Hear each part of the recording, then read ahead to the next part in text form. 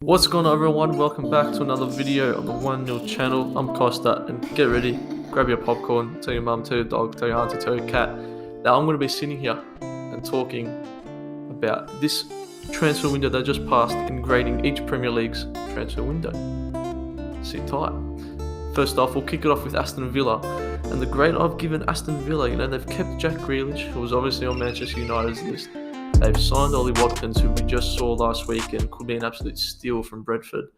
They've obviously signed Matty Cash for a good amount of cash. They've kept the likes of McGinn, so players who are wanting to get picked up. I've given them a B. I think because they have kept Grealish and they have signed Watkins, I've given them a B. I think it's not bad, and hopefully they could do all right. So before I get on to more, make sure you like, subscribe, share this video with your friends, do all that stuff. Go check out my latest one, and then tune in. Leave a comment because at the end I'm gonna announce a little giveaway for something new that we've got coming soon. So stay tight for that. Up next, I got Arsenal, and I've given Arsenal a B because I think, to be honest, I was close to giving them an A, but I think they've obviously kept Aubameyang, got him the new contract, which I think was probably at the top of their list, and I think was probably the most important thing for them. Um, they've obviously signed Gabriel, who looks to be so far as a solid little centre back. Obviously, he's quite still youngish, so they've got time to develop. They've signed Saliba, who rumours are could go out on loan. So already that's two centre backs, which especially in this day and age, it is tough to find good solid centre backs straight away. So I think that the fact that they have got Gabriel, who looks like he's just slotted straight into the team. I think Tierney is almost like a new signing because we didn't really get to see him as much start of last season. But I didn't give them an A because I think they've still got a lot of dead wood just lying around the club. I mean, you look at Mustafi, you look at Socrates, you look at Kolasinac even too. They did loan out Torreira and Guendouzi, which I think is not bad. I think that Torreira deal will eventually be permanent because obviously they signed Partey. No Thomas, no Partey. And I think that's a top signing. Proof that they are backing in Arteta the board, that Arsenal fans can no longer, Manchester United's the new Arsenal. They can no longer say that, Kroenke this, Kroenke that, the board this, the board that. I think now we've got evidence that they are supporting Arteta now. They said they want Partey. Would they have preferred him at the start of the season? Yes. But I think overall they did get him. So that's why I'll give them a B. I think as soon as they get rid of this dead wood that's lying around a little bit, then I think they could be on the rise. I'm a bit of a believer with Arsenal now. I don't like to admit it, but I am. Next up, we got Burnley. Dyche is furious, mate, because they've spent donuts. I've given them a big fat D. I think Burnley might be in a bit of trouble this year. I think their gameplay will be a little bit outdated. Not outdated, but I don't think it's going to work as much this year. I think we've already seen that as a fact of dropping a few results here and there. But overall, they haven't improved their squad. And is their squad at a level where they can just leave it? I mean, you look at Liverpool made signings, which we'll get onto later in the video. I gave them a big D for that. I don't mad sentence, but I don't. Burnley got to worry me a bit. Next up, we got Brighton. Rest in peace, Brighton. Watch, we miss you. Again, I gave them a C. They didn't do too much. Let me know what you would have given Brighton. So far, they've had a decent start to the season, but they signed Lallana, which I think was a good signing for them because it kind of fits the whole Brighton sort of image in a way. I think Lallana's a good player for them. Good to see that he's got to get some games. But besides from that, it was kind of just bog standard. I think Matt Ryan may maybe have been on the radar from a few clubs earlier on, but I do think that they need to do a bit more. So that's why I gave them a C. Next up, Southampton. Kyle Walker-Peters was a good signing. They had him on loan near the end of last season. They made that permanent, which I think was really good for them. Besides from that, nothing really else. Obviously, I'm not going to go. I'm really talking about the main signings that clubs have made. I'm sure they've signed a couple of young kids in. They've done a bit of this. They've done a bit of that. But overall, I think for teams like this, but once again, it's the COVID era too. So for a club like Southampton, for a club like Burnley, even though I just spoke about, it definitely would have been tougher for them to fork out a 20 mil, a 30 mil to sign a player. And especially nowadays, I think you'd want to make that player really worth it, especially with financial reasons now. But I think Southampton, I gave them a C. pretty much it, really. We'll move on. Now, this one, bit of controversy maybe, because I'm trying not to take into fact current form, because obviously it's only 4 games in, but I'm running the transfer window and the future. That's why I've got West Ham and I've given them a D, because I think before the season started, we obviously know the outcry when they just sold Diangana, one of their young prospects, for nothing, pretty much. Noble came out and said that this is ridiculous. Their team captain coming out saying that. So West Ham have got a lot of players, but you look at them now. They've got a couple of good results, and West Ham don't look too bad. They made the Suchek signing permanent, which is good. I think he's a good player. Antonio is still their striker, obviously Haller, but he hasn't lived up to any of the expectation that he had when he came from the Bundesliga. But they do just scare me in the fact that Antonio, if he doesn't perform, who's got to come in? Haller, we know can't really do it in the Prem. So, and I think a few more centre-back issues, midfield issues. I think more signings needed to be made for them, which I think everyone can accept. And I gave them a D because they just let someone like Diangana go, who's already proving to do bits for West Brom. Next up, we've got the current reigning champions, the COVID FC. That's a bit rude. Screw it. Liverpool.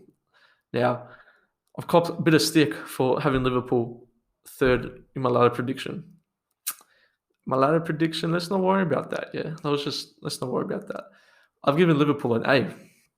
One of the reasons why I said Liverpool will probably come third in the video in my predictions was because I do think they need they need depth. I think they need for some. We saw Mane obviously had to miss a game. Who was going to come in then? Shaqiri, Origi, and I personally, I think I'm not the only one. Don't think they're really up to scratch. However, they went and signed Thiago, arguably one of the best midfielders in the world right now, and Diego Jota, which kind of came out of nowhere. And I think the Diego Jota one is incredible because he's been one of Wolves' best players. He's a top player. It is a big jump for him, maybe like a team like Liverpool, but I think people expect him to soon be moving into that. I mean, we obviously hear Mbappe next year, whatever. Salah, could he leave? I wouldn't be surprised if Jota in the next 2-3 years is the starting winger at Liverpool rather than bringing in a superstar. Obviously, Thiago was a huge signing, filling in for those roles. I think an A is a fair. Let me know what you would give Liverpool because they did bits. To be honest, they're not gonna get much worse. Liverpool, they're not gonna get much worse, and they're probably going to win the league again, which I don't like. Moving on to a brighter note because we don't like Liverpool, mate. Liverpool. I can't get them in my head. Crystal Palace. I've given Crystal Palace a B. Now this one kind of got my knickers in a twist a little bit. I gave them a B because they signed Eze, who looks like a good young player, definitely one for the future. But I've also taken into consideration who they kept. And I think we all know who I'm going to talk about, and that's Wilfred Zaha. I mean, the fact that Wilfred Zaha is still playing at a team like Palace, no disrespect, I think that's quite astonishing, to be honest. The beard's giving me a new vocabulary, the mustache, sorry. They've kept Eze, or signed Eze. They've kept Zaha. When Zaha was obviously rumoured to be a Sancho replacement, if Sancho ever left, which we know it did. But I think that's huge, and that's why I've given them a B, because I think if Zaha leaves, I see them fighting for relegation. Whereas now I think they're a solid mid-table team. Next up, we've got the new kids on the block, and that's Leeds United. And how good are Leeds? Unbelievable. Can't wait to get back into the podcast, hopefully, because I know Leeds, a bit of a fan favourite. We can start the Leeds lookout a little bit proper. I've given Leeds a B. This one was a little bit tough because they signed Rodrigo, but he hasn't really shown a lot yet. But we're purely just taking it on just signings pretty much. They signed Rafinha also on deadline day, I'm pretty sure. And I think Rafinha, I haven't watched a lot of him, but from what I know from my YouTube scouts, he kind of fits in that role pretty much perfectly. The right wing role, which is now currently occupied by Helder Costa. I think Rodrigo is a good backup, if not eventually replace Bamford, but Bamford's been in on form. I've given them a B. They signed Koch. I don't want to say his name. Yeah, screw it, Koch. Good centre back. I think they needed. I think people knew that coming up. They needed a centre back. They haven't really signed like crazy names, but I think they've done well. I think they've signed enough and done enough to. I mean, they obviously got to stay up, but to prove themselves to even be a top 10 contender. Let me know where Leeds will finish this season. I'm interested. Next up, Fulham. We'll go through these little teams a little bit quicker before we get to the big dogs. Fulham, I gave them a C. I wouldn't have given them a D, but they did do a little bit of magic near the end. You know, Loftus-Cheek, I think, is a good signing for them. Obviously experienced as of such. He's played for Chelsea quite a bit. He's been around. He's been in the mixer for quite a long time. They did sign Kenny Tete, who FIFA players knows not a bad right back. But the centre back issue is huge. Centre back issue is massive, and we saw Tony Khan, AEW boss. Now he's also the Fulham manager or president, and he said we were looking for centre backs. We couldn't get this one in, couldn't get that one in. Rumours where they did want Todibo, the French centre back from Barca, couldn't get that. I think Fulham are in deep trouble. So yeah. Next up, Wolverhampton Wanderers. We go from one team signing a decent right back, an average right back, to one team filling in the right back role. Unbelievable. They lost Doherty, which was a bit surprising. I definitely was surprised because he's been at the club for ages. He was there when they got promoted. He was there before they had these new owners, and they kind of just let him go. But mate, they've always got something up their sleeves. The Portuguese link, Nelson Semedo, brilliant signing a right back. The fact that you got to have Semedo right back, right wing back, Adama Traore in front of him. I'll tell you what, mucho gracias, mate. They've invested in the youth a bit well too. I've given them a B. I think Fabio Silva will be a good player in the future. They didn't lose a Jimenez, which obviously was big rumours he could have even gone to Juventus or to United. And I think the Semedo one really works. I think, could they have strengthened more to establish themselves as more of a top 4 contender? Yes. But I think they have done enough to keep themselves in the mix. Next up, Leicester City. I gave them a C. Only really because they signed Castagne. They signed Under, the Turkish youngster from Roma. But I don't think it's enough for them to say, you know what, we're going to challenge for the top 4 and people be confident that they will. I think people know they've got to challenge for the 6, but I think a couple good more signings. I look at the attacking a little bit. Obviously, Harvey Barnes not bad. Perez. I just look at the depth a little bit. I'm very much a depth kind of guy. I love a bit of depth, and yeah, I think when Perez isn't performing, who do you bring on? Perez isn't going to score you goals and goals. How long can Jamie Vardy keep on scoring goals and goals for? They got Iheanacho on the bench, but are they confident in him bagging goals in if, touch wood, Jamie Vardy gets injured for the rest of the season or for 10 or so games? I'm not sure. I gave them a C. I don't think they have a bad window, but I don't think they've had a great window. A C, just an average C. Yeah, and then now Manchester United. I mean, I'm going to keep calm. That's what last video was for. I'm going to keep calm. Manchester United, if I could give them a Z, I would, but we've got to be positive. I gave Manchester United a D because, I mean, obviously, where do I start? We didn't back Ole. We didn't all of his main signings. He's, supposedly Sancho, Upamecano, or at least just a centre back was on the top of his list. We got none of them. Sancho, it's a whole story. Go check out my last video if you want to hear my thoughts on all of that. And look, the Cavani signing, I said, reminds me of a Falcao. I was speaking to Matty Boy this afternoon, and he said it reminds him of a Higuain for Chelsea, which I think he's nailed it on the head. I said a Falcao, similar players. A Higuain, even probably more, a little bit similar. Doesn't quite have the pace. Rumours are he was going to retire. And we've just gone and paid big money in wages and agent fees for someone who was close to retiring. I mean, my man was doing ballet in the off season. But like I was saying, they're our players now. We need to stick by them. I want Cavani to be the best striker in the world now. I mean, I'm not gonna hate him because it wasn't, he doesn't choose the money that gets given to Ole, but I do want him to do well. I think it is evident though that for so long Manchester United fans were screaming for depth. We don't have any depth. And now that Martial is out, we've perfect example.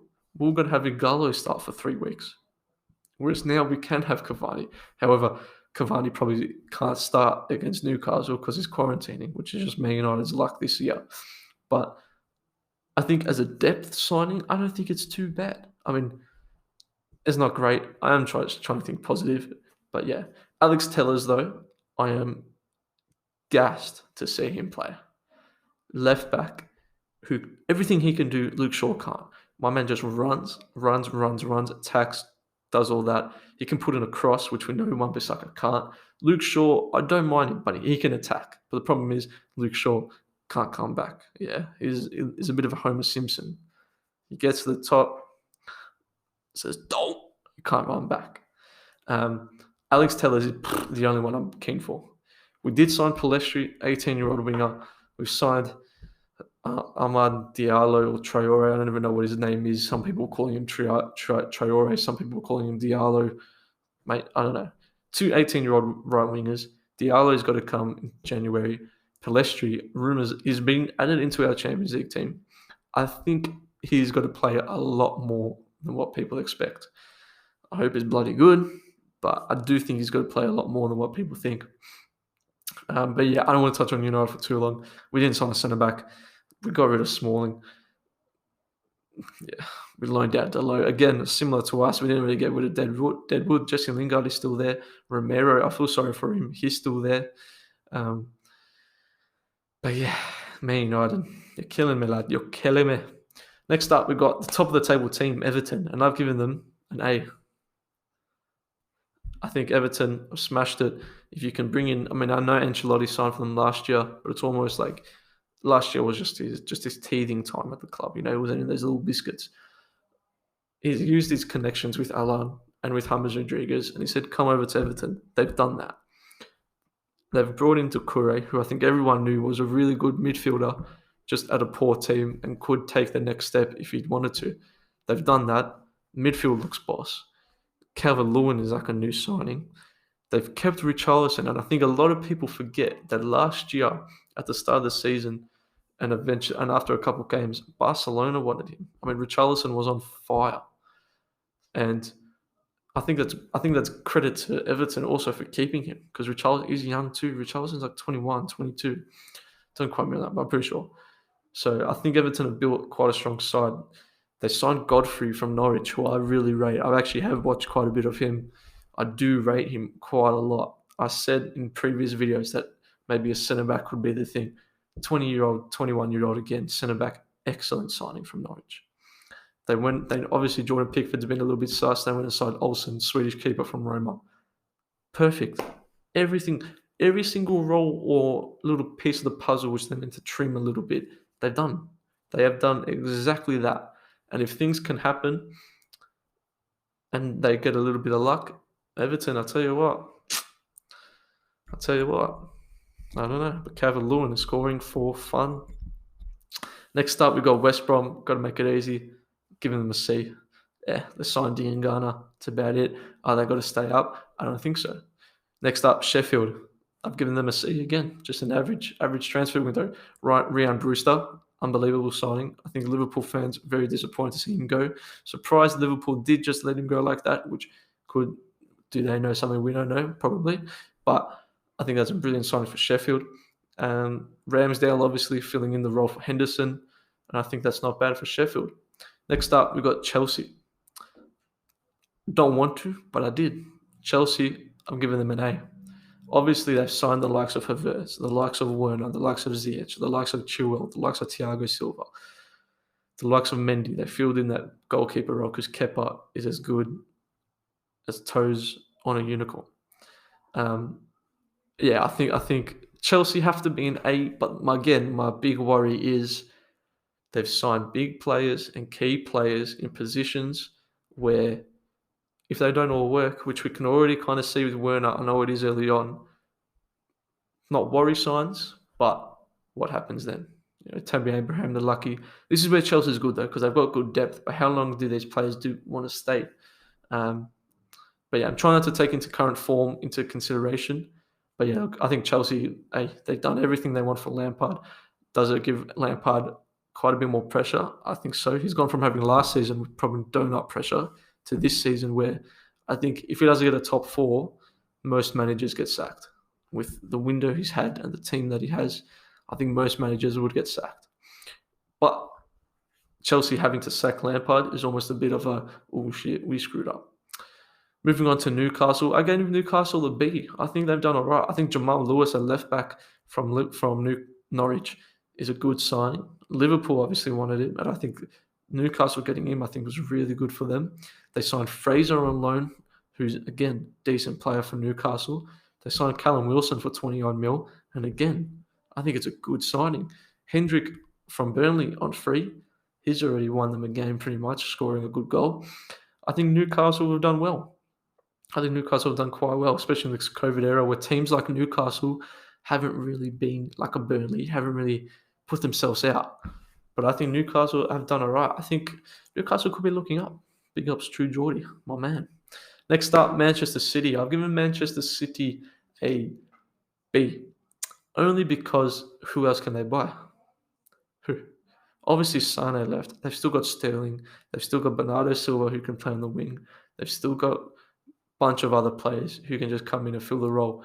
I'm glad that they didn't sign anyone to replace David Silva because now I'm sure England fans are gassed. You've got the Phil Foden there who's been playing very well recently. Defense was where they did need to improve, and they did that. They signed Ake, they signed Ruben Diaz. Haven't seen Ruben Diaz play yet, obviously, but they've strengthened it. But I do wonder, was Koulibaly their first choice? And was the Ake and was the Diaz, because it did happen late, is it just because they needed someone? Because obviously defensively they're a bit weak. But now you've got Diaz, Laporte, and Ake as the centre-back options. On paper, it's not bad. Next up, last and not least, or actually least because they pissed me off last week, we got Tottenham. And I've given Tottenham an A. They've gone and signed Bale. I don't think Bale is going to be the player that they had before, the player at Real Madrid. But if he can be 70% of what he was at Real Madrid, I think that's huge. Putting him in that forward line with Kane and Son, who we just saw were on fire. Harry Kane looks to be having one of his best seasons so far, very early on, but I think he can. They've signed Reguilon. They pinched Reguilon just straight out of Man United, which I'm kind of glad we didn't sign him because I actually prefer Tellers. But yeah, they've backed Mourinho in, which we don't see often. We don't see Spurs really spending money in the transfer window either, which was a big criticism when Pochettino was there.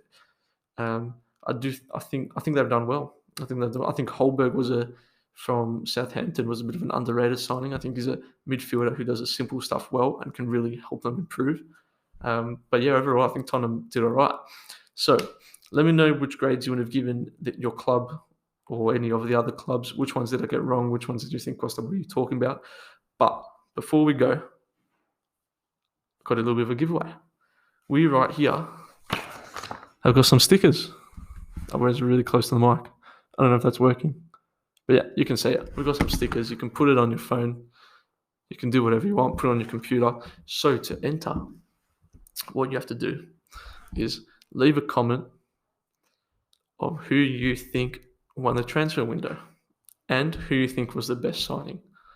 So who do you think won and who do you think was the signing of the summer? Was it summer? Of the winter, sorry. And then I'll check it out next week and then I'll announce the winner. I'm going to give 3 away. So 3 comments and you're Gucci. Thank you guys for watching. Like, subscribe, share with your mum, share with your dad, do all that stuff. I'm in Costa. This is 1-0. We're out.